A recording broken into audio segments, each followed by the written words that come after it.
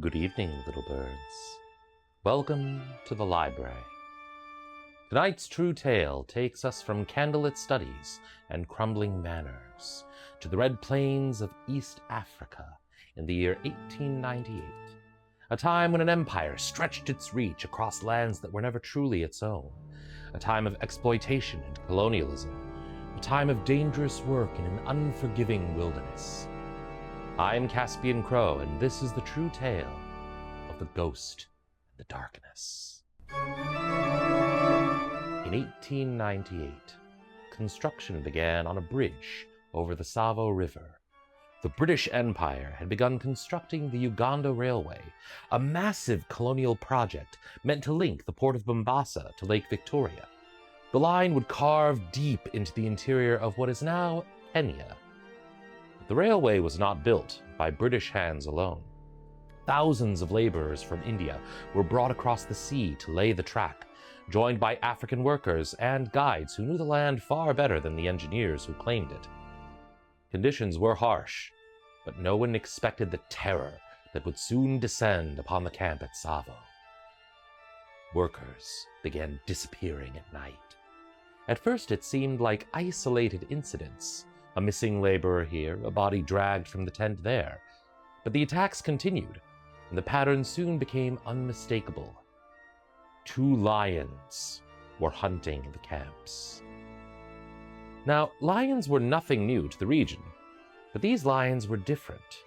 2 maneless males that hunted humans deliberately. They moved silently through the camps at night, slipping between fires and thorn fences meant to keep predators away. Workers were dragged screaming into the tall grass. Others vanished without a sound. Fear spread quickly.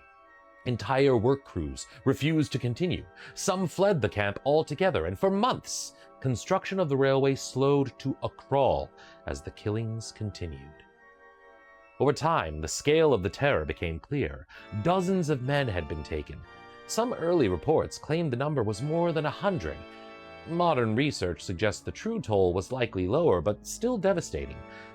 It's also worth noting that many African victims were never formally recorded at all by their oppressors. Stories spread among the workers and the surrounding communities.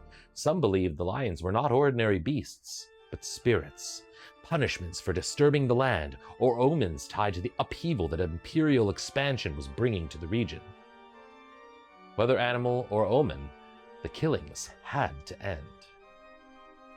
The man charged with stopping them was Lieutenant Colonel John Henry Peterson, the engineer overseeing the bridge construction.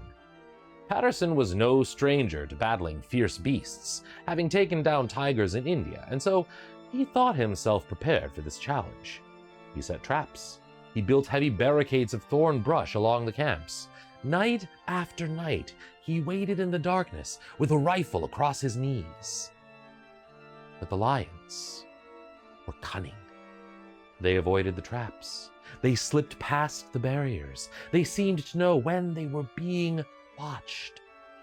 Frustrated and haunted by their ghost-like attacks, Patterson and others began referring them by 2 names that would echo through history: the ghost and the darkness. The hunt dragged on for months. Then, in December of 1898, Patterson finally got his chance.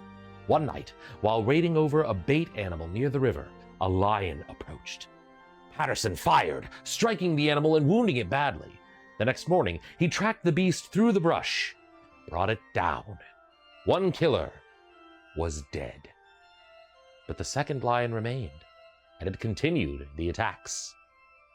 Weeks passed before Patterson finally faced the final predator. On December 29th, after a long and dangerous pursuit, the second lion was killed. With its death, the long terror of Tsavo finally came to an end. The railway workers returned. The bridge was finished, and the iron fist of the British Empire pushed deeper into the African interior. Yet the story did not fade. In 1907, Patterson published a book recounting the ordeal, turning the hunt into one of the most famous tales of man-eating lions in history. The skins of the two lions were preserved, and today they can still be seen at the Field Museum in Chicago.